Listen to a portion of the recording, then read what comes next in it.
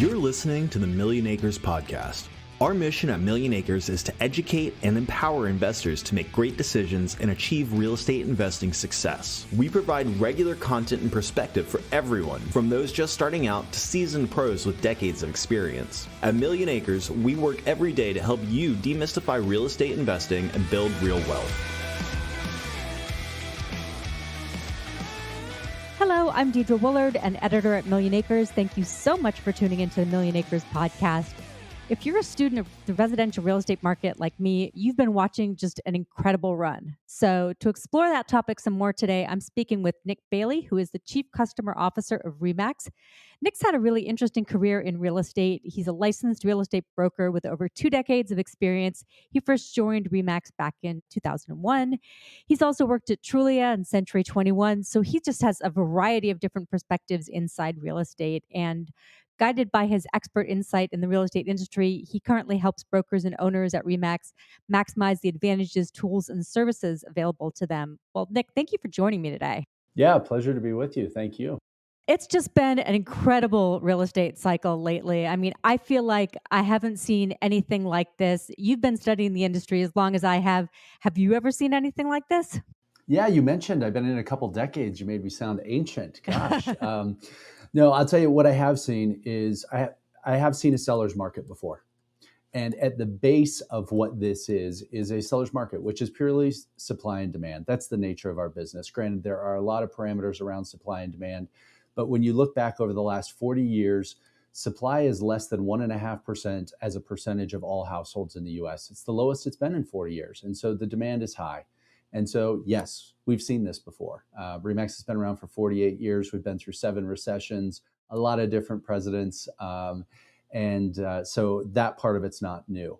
Global pandemic, that's new.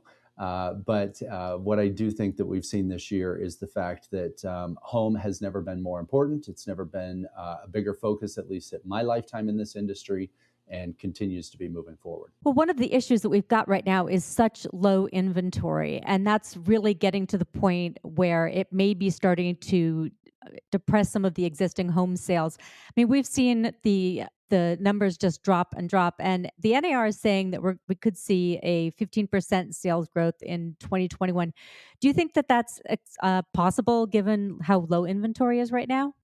Current estimates are there are between 14 and 23 million people that have a desire to move. And a lot of that's due to work and home location.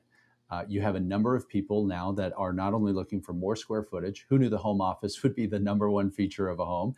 And so home needs have changed based on work, based on family, based on children and education. And so not only have the dynamics of home have changed, but I do think one thing that's here to stay that's driving a lot of this real estate market is location as compared to where you work. Many people are finding that they get to work where they want, and they also get to live where they want, and the two may not be in the same place. And that continued demand by itself is driven by the first and second time move-up buyer. And that's what we experienced in the second half of 2020, and we're likely to see continue in 21 that will drive sales it's yes, low inventory is tight, but it's not for a lack of desire of people wanting to move. They're just saying, I have to list at the right moment because I don't quite know where my next move is. And so it's happening faster. On the market, quick, off the market, fast. Yeah, that's very true. I noticed the days on market keeps dropping.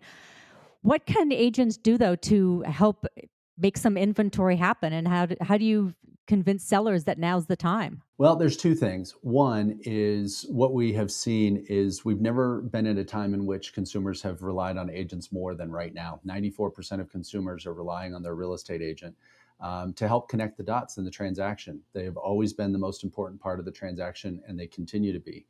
And so we believe that that's what agents are doing, are communicating with their database, with all their friends, families, neighbors, past clients, and asking the question about people's needs because there are a lot out there that are available and we have to communicate. The second piece of it is driven by technology, something we're very proud of. Just over a year ago, we did an acquisition of technology, AI, and machine learning. It's an app called First, and it uses predictive analytics based on behaviors of homeowners to elevate the opportunities of those considering selling to real estate professionals. There's a lot of noise in our industry with online activity.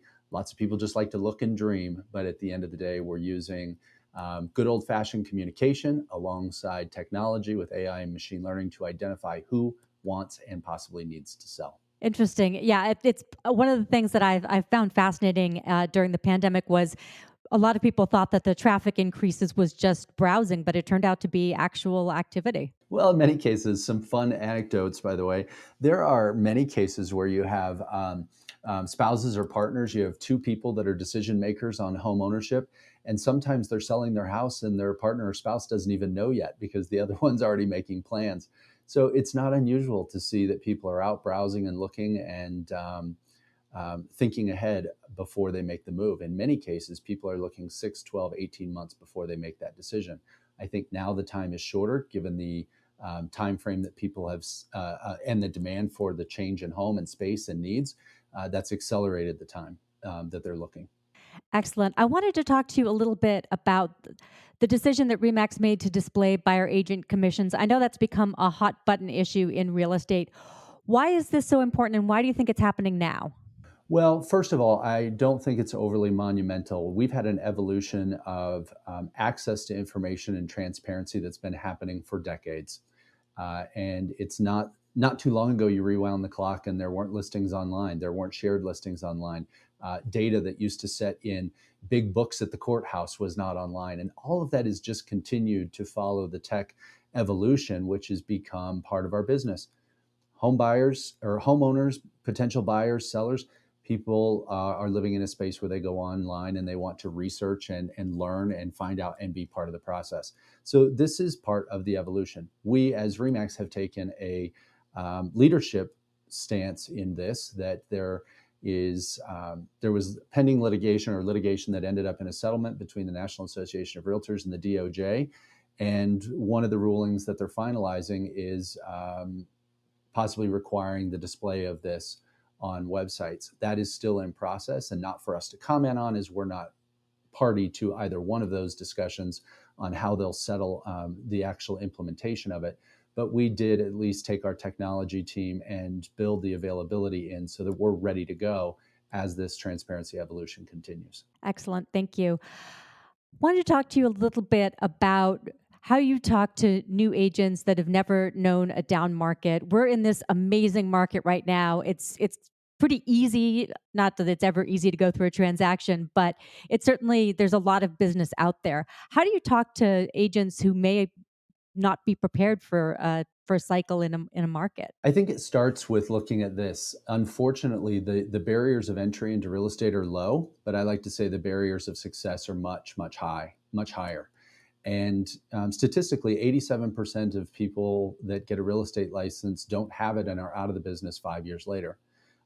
That's a phenomenal rate of failure. And so, given the fact that there are high barriers of success, the key to it is putting yourself in an atmosphere of being able to have great education.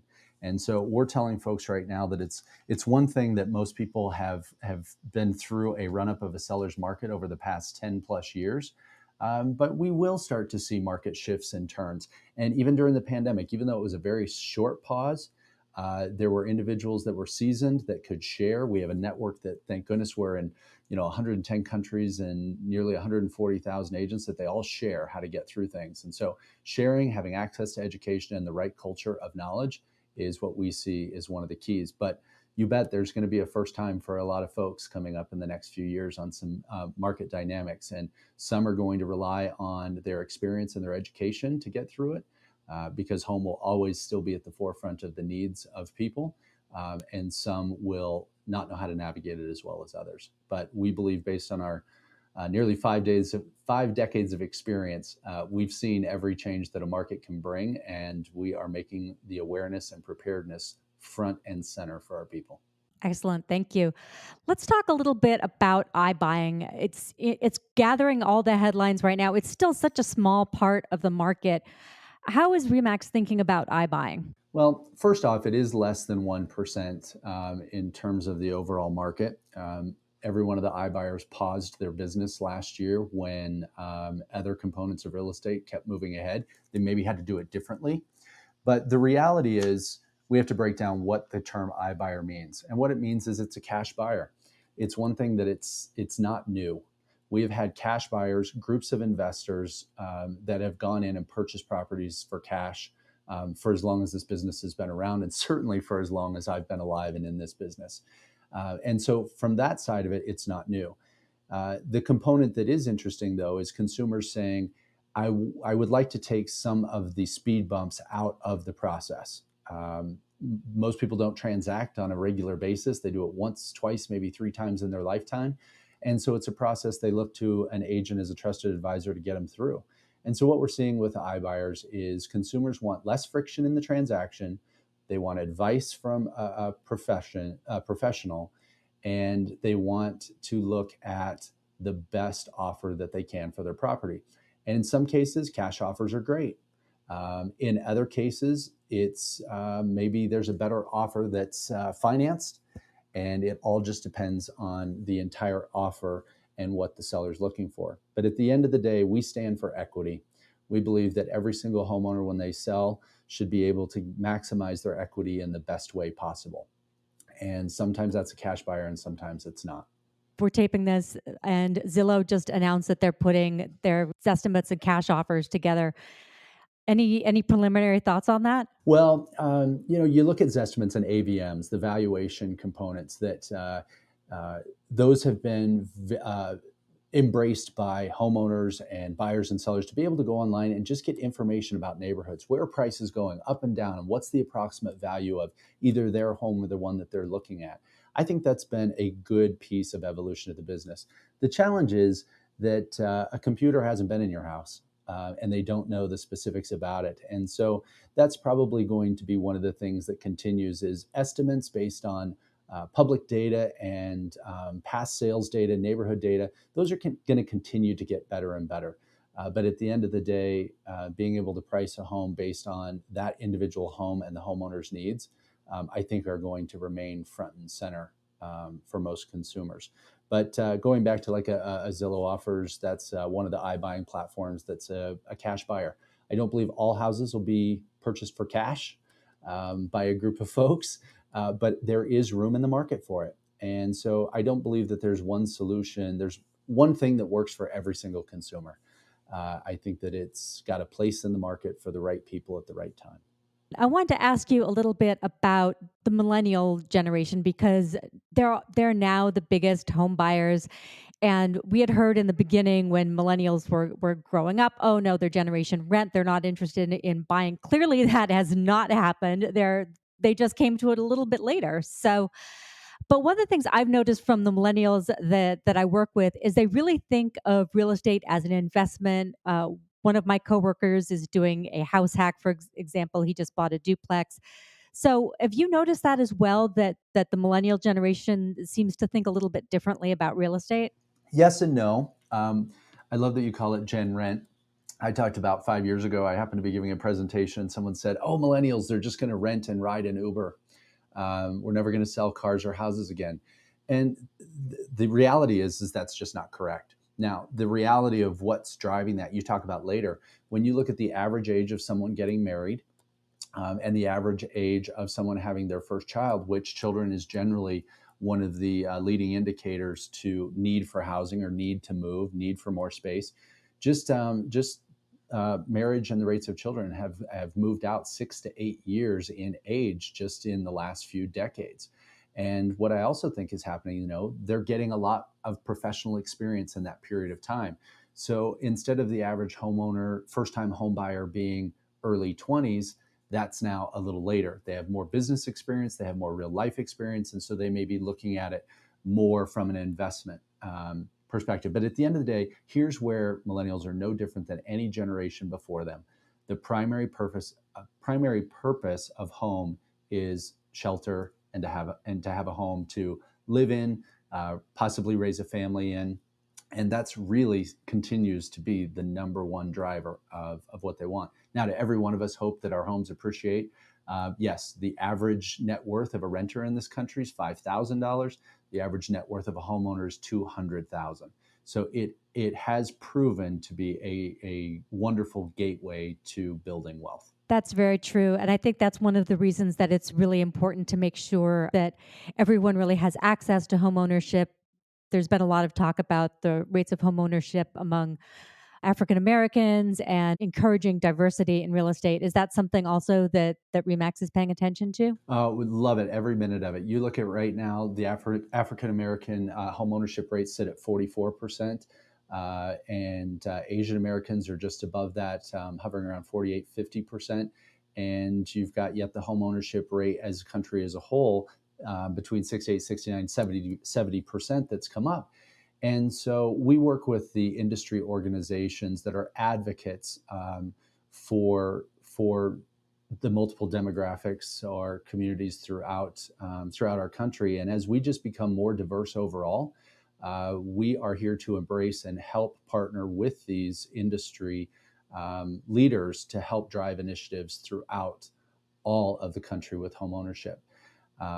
I'll give you an example. You look at statistics from just a few years ago indicated that Hispanic, Latino, Latinas would be the number one group of first-time homebuyers by the end of 2020. One of the youngest demographics, but one of the leading demographics in first-time home ownership. And so I think that's a wonderful thing. And so we stand for home ownership for all. And we are doing what we can to help educate, spread the word, support. And in fact, the NAREB, which is the association that supports the African American community, we just recently partnered with, just a matter of a couple weeks ago, hot off the press, to help them drive home ownership throughout their organization as well. That's fantastic. All right, this is a great place to take a short break. Like what you're hearing? Get more real estate investing news and advice from Millionacres on Instagram at Millionacres and on Twitter at Millionacres_co. During our break today, we are excited to have Millionacres lead investment analyst Matt Argersinger here to speak briefly about one of our newest services, Real Estate Winners. Thank you for joining us, Matt. Thanks for having me. So what is Real Estate Winners and who is it for? Well, I like to think of Real Estate Winners as our answer to Stock Advisor in the real estate market. It is a service that provides recommendations on publicly traded real estate investment trusts and real estate companies. So it's a pretty big universe out there. There's over 200 REITs to choose from, and probably dozens, if not hundreds, of real estate companies are in our universe. And we provide regular investment recommendations as well as commentary on the market, educational material. And it's really designed to get anyone who's interested in investing and learning about real estate started. So is it geared toward new investors or is it more for seasoned pros? I think Real Estate Winners can serve both. I think if you're a new investor, maybe you're just getting started with stocks and you want to learn more about how to add real estate to your portfolio, great place to start. If you're a seasoned investor and just thinking, okay, how can I diversify my portfolio, maybe reduce the volatility in my portfolio, maybe add some income to my portfolio, then I think Real Estate Winners is a great solution for that cohort as well. Fantastic. What are the benefits of being a member of Real Estate Winners? Number one benefit is day one when you join, you get our top 10 investment ideas at the moment. So really right from the beginning, you know what our 10 best ideas in the publicly traded real estate market are. And then going forward on a monthly basis, you'll get a new recommendation, sometimes more than one new recommendation, as well as regular content that we're coming out. We're covering our past recommendations, providing updates, and talking about the real estate market. So it's really the full package. Perfect. So what do you need to get started? Really all you need is a discount brokerage account. So if you're used to buying stocks, and you probably already have that. If you haven't bought stocks in the past, of course, just open a discount brokerage account. These days, you don't even have to pay commissions. It's fantastic. So it really couldn't be easier to get started investing with Real Estate Winners. Sounds fantastic. So how can people sign up? Sure. They can head over to real.fool.com. That's real.fool.com. Great. Thank you so much, Matt.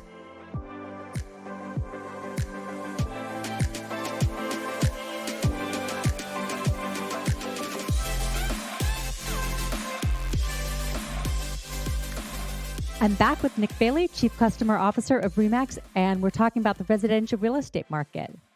So Nick, I wanted to talk to you about Motto because the way REMAX is getting into mortgages is a bit different than some other competitors, and it seems like you've had some good growth there. Can you explain what Motto is? Yeah, Motto is actually the first of its kind. It's a mortgage franchise. And similar to the innovation that RE/MAX found nearly 5 decades ago about bringing real estate brokerage ownership to the masses through entrepreneurship, we're doing the same thing within the mortgage industry. That we have found a way to franchise the mortgage industry to allow those in their local market to provide mortgage services to those not only within the RE/MAX system but also outside the RE/MAX system.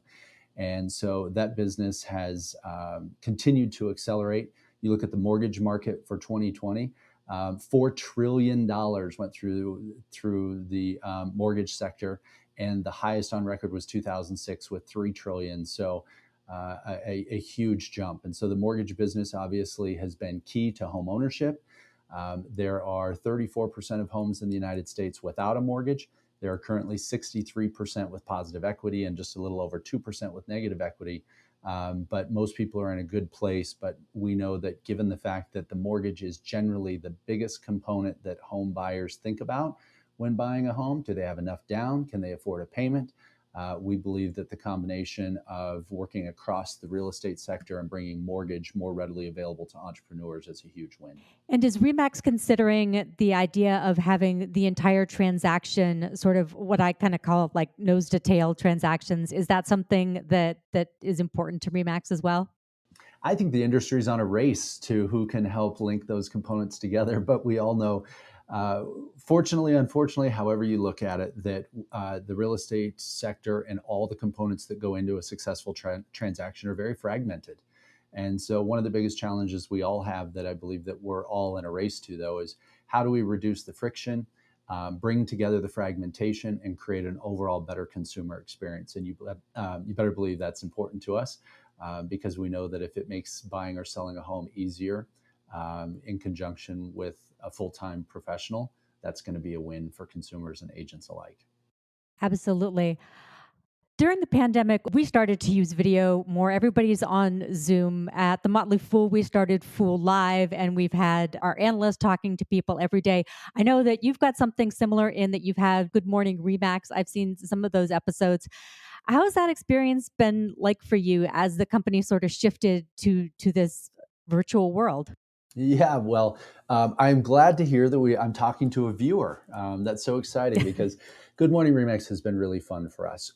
It actually launched just about a year ago live at our R4 conference, and it was modeled after The Tonight Show. It was in a spirit of how to bring high energy, some smiles, some laughs, but also some really good content education and to make people smarter and happier when they got finished watching. And so just as you mentioned to what you've been doing, we responded by saying, how can we reach out to the community as a whole? This is public. It's on the We Are RE/MAX Facebook page, so anyone in the world can see it.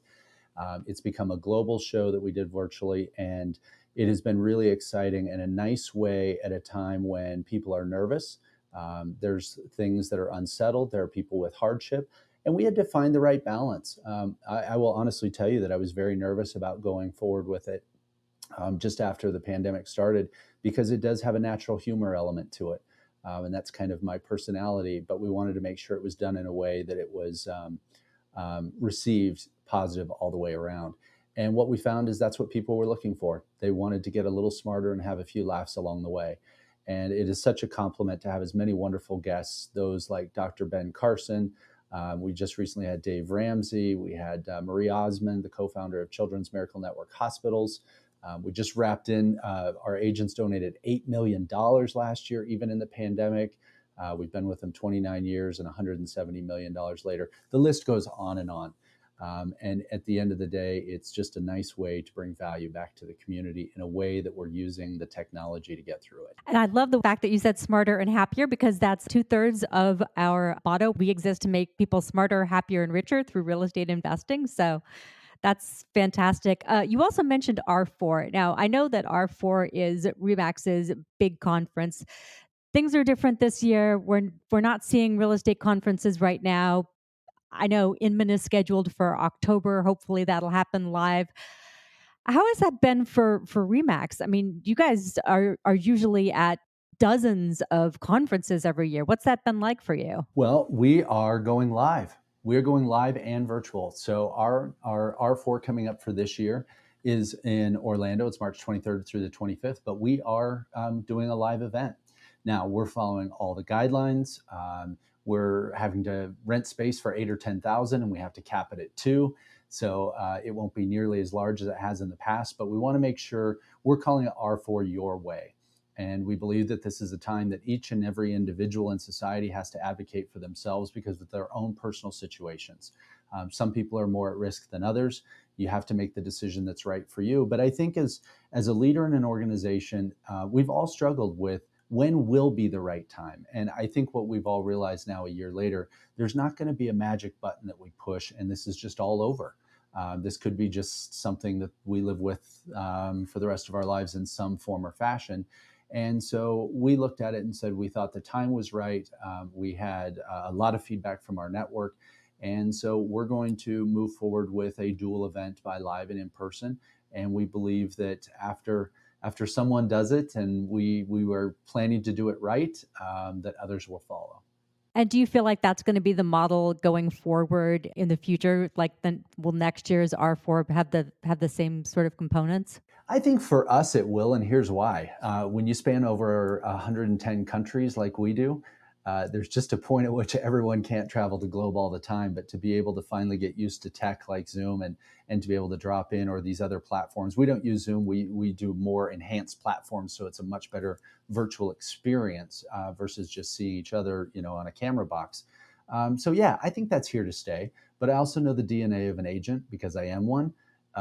We like to hang out together. We like to brainstorm together. We like to put our arms around each other and share the successes and the miseries. And it is just a relationship-driven business at its core. And I think that includes seeing each other in person and also maybe dialing each other up on FaceTime. So I don't think the pendulum's going to swing one way or the other. I think it's going to end up somewhere in the middle. I think that's true. I think the agents I've talked to are definitely missing conferences and the sort of cycle of interaction. I mean, most agents tend to be pretty extroverted and pretty social. And Deidre, how about that? We've all had that one time when we wanted to go to an event, but maybe a life event, maybe a child was getting married or, a child was giving birth and you just couldn't make it. And it was terrible to not be there in person. That's what I think is probably going to end up being a nice benefit of what we've gone through is there will always be travel conflicts for people. And maybe they'll be able to join in on the fun and just not be in person. And so now maybe the idea of FOMO gets a little less for everybody. I love that. So you mentioned that RE/MAX has a lot of offices around the world. I know that's one of the things that sort of makes RE/MAX different from some of the other real estate companies. How has that been? Obviously, different markets are very different. We saw that last year. We're still seeing it this year. What markets have changed? I know RE/MAX is entering some new markets. How has it been sort of managing this whole experience globally? Well, I am just so proud to be part of an organization that is so diverse. I mean, to be as many in many cultures and countries, and it is so awesome to be able to sit and watch what is, unfortunately, in a year of hardship, been the reality of so many wonderful people. And I'll tell you where it's helped. Rewind last year, we dialed up our leadership in Italy and featured them actually on Good Morning RE/MAX. They were about a month ahead of some other countries and said, hey, here's how things are working for us in society. South Africa was locked down. And so when you start going around the country, they were experiencing exactly what happened in the US. We knew that states like Michigan and Pennsylvania and the Bay Area in California were stricter than some of the other states. And what ended up happening is, as competitive as this industry is and always will be, the thing that I love about it the most is how cooperative and supportive we are. And so we were able to leverage, as we continue to do, our global footprint to support one another. And reality is, gosh, just a couple of years ago, there was $153 billion that came in from outside of the U.S. That purchased real estate. It was less last year for obvious reasons. But we truly are in a global economy. And when it comes to home ownership, we have more in common than we think, no matter how far apart we are from each other. That is very true. I wanted to talk to you a little bit about agent training, because I know part of your job relates to agents and brokers. What things are happening in terms of how agents are being trained now, and what sort of things are different because of COVID-19? It must be a little more challenging for a new agent to join the business right now. Let's take what's happening. Unemployment goes up. People are getting their real estate license. Just a few months ago, NAR announced that there are more people that have a real estate license, over 1.5 million. It's hit a historical high for NAR's membership. And so there are a lot of new entrants. Now, I think we talked a few minutes ago, a hot seller's market makes it easier for maybe new agents to shortcut some of the fundamentals. And I think that'll catch up to some. But that's why we have to educate. I think when it comes to education, though, people want on the fly, short snippets versus saying going in for a half day or a 2-day training. They say, I want to see this 12-minute, what's a top agent doing? And so testimonial driven education still remains at the top, at least in our network. And they want to see what top producers are doing, what their secrets to success are, and how can they replicate, duplicate, and use in their local markets. But then it always comes down to this, and this is what's always interesting to me. How do we determine if education truly puts commission dollars in your pocket? And I think it comes back to designations, which are still so strong. You look at the average commissions in the U.S. are around $46,000, $48,000 for an agent. At RE/MAX, they're over $120,000 on average because we're more than 2 to 1 on productivity. But then start putting on top of that the average agent that has a CRS designation averages $170,000 in income, and at the top of the mark is the CLHMS, the luxury home certification. Those agents that have that certification average over $260,000 a year. And so I think it's so important, and agents that are thinking about their business, how do they want to invest in their business? How do they want to make more money? Education is one of the keys. Get a designation, find out what top producers do, how they drive their business, and without question, you can be successful. It takes hard work. A lot of people get into this and say, wow, they drive nice cars and it's a get rich quick scheme. But at the end of the day, it's more about selling a lot of houses and having the discipline to run your own business. How do you get people to make the leap from agent to broker? Is there a process within RE/MAX for that? Is that sort of an evolution that people go through? I think it's an evolution. I went through it. I started as an agent and learned and said, hey, this looks great, and I think I want to have a leadership role. And that moved me into being a broker, and the rest is history. But I think for each person, it can differ, but it is part of the evolution for those that want leadership and they want to expand. I see a lot of top producers that have done amazing things in their business for, say, 20 years, and then that's how they want to give back, is to share their knowledge. A lot of the coaches in our industry started out as agents and then went to be brokers and then have gone on to be coaches. So I think that's a natural desire.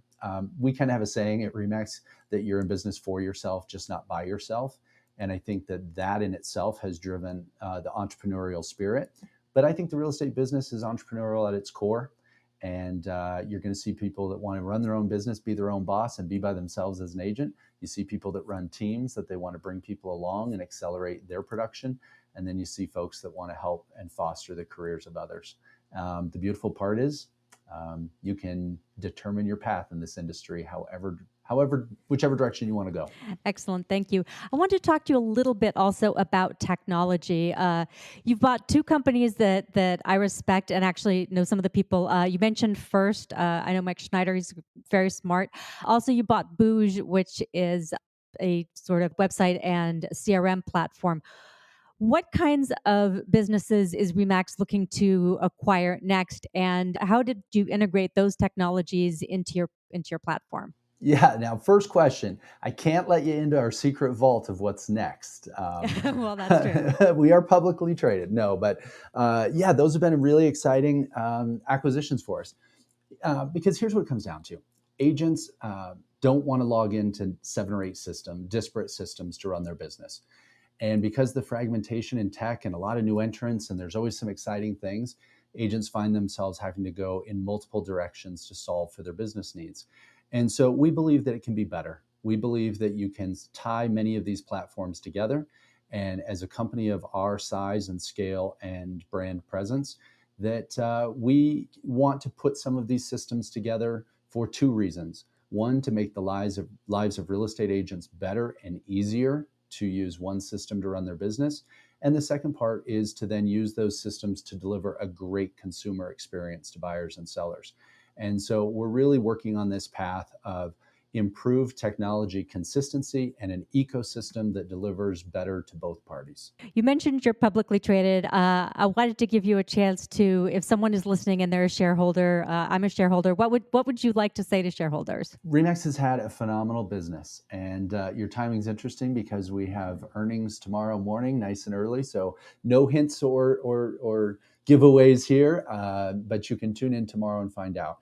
But I think the reality that we've said for a long time, RE/MAX is the number one brand in unaided brand awareness across the globe in real estate. We sell more transactions on this planet than anybody else. And it's been a very successful business that started with our co-founders, Dave and Gail Leninger, that they've run it well, positioned it well, run it conservatively. And we have a very strong company, and that's because of our strong brokers and our strong agents. And that continues to be the foundation of what makes RE/MAX as successful as it is, and I believe is the cornerstone of what will continue in the future. Are you concerned about disruption? We keep hearing disruption as a buzzword. Do you feel like the process itself can be fundamentally disrupted? We need to change the word in this industry that we talk about disruption. We need to throw it out, and we need to call it leveling up. Because let's rewind, in so many circumstances, I can point to how we have really leveled up our industry all around. And RE/MAX started it. Rewind 48 years ago. It was a big deal on the economics. One of the best splits as an agent you could get was 50-50. Here came RE/MAX with the dynamic concept on maximum commission. And Dave and Gail Leninger will say, they didn't invent the 100% concept or the maximum commission concept. They just perfected it in a lot of ways, but it leveled up. It gave a raise to every agent. So if you've never been with RE/MAX or have never started with RE/MAX, never been with RE/MAX, it gave a raise to agents all across the industry. Look at IDX as another great example. At the time when people said, hey, I'm only putting my listings on my site, you put your listings on your site, and consumers were saying, I just want to see everything that's for sale. By putting together IDX, it leveled up. There are many of these components that we quote call disruption. And there are a lot of technology players and players in the market that have made some recent announcements that say, oh, it's disruption, it's disruption. And, it is. But what it's doing is it's creating everyone to rise to the occasion. And that's what I mean by level up. This is an industry of evolution.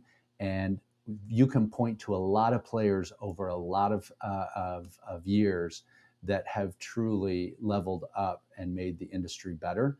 And that's what I think. It's not about disrupting. To me, disrupting is trying to tear something apart.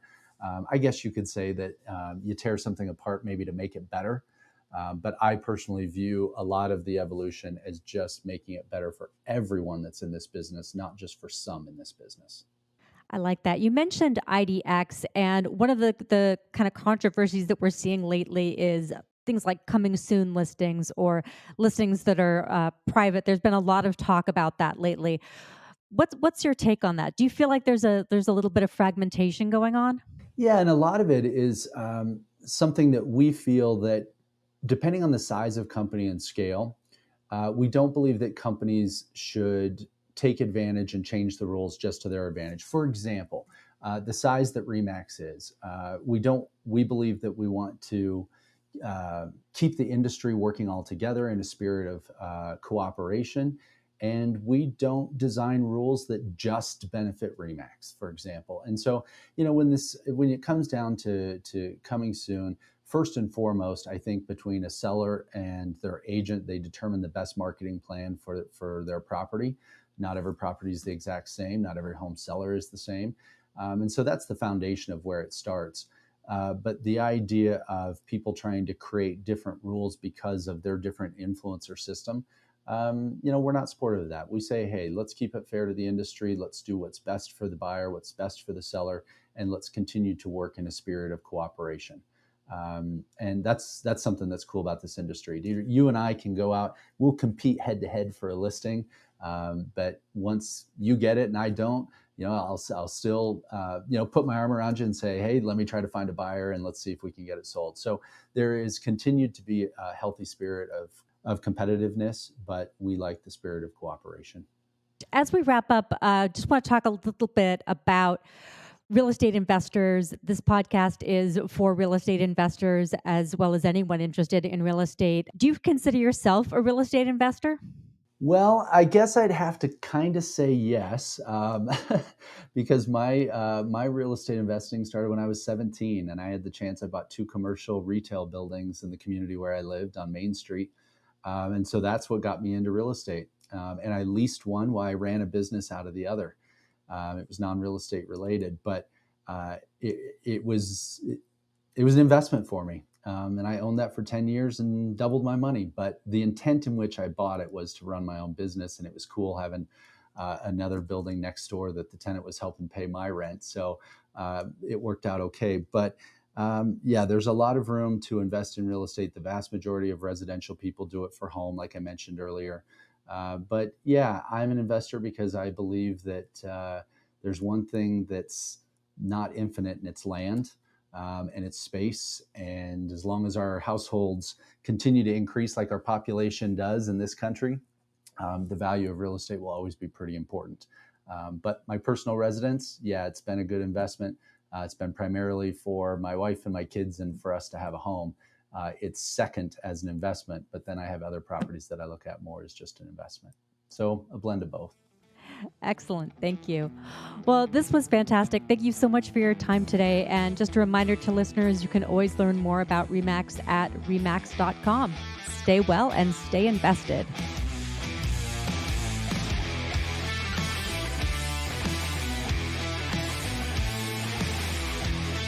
Thank you for tuning in to the Millionacres Podcast.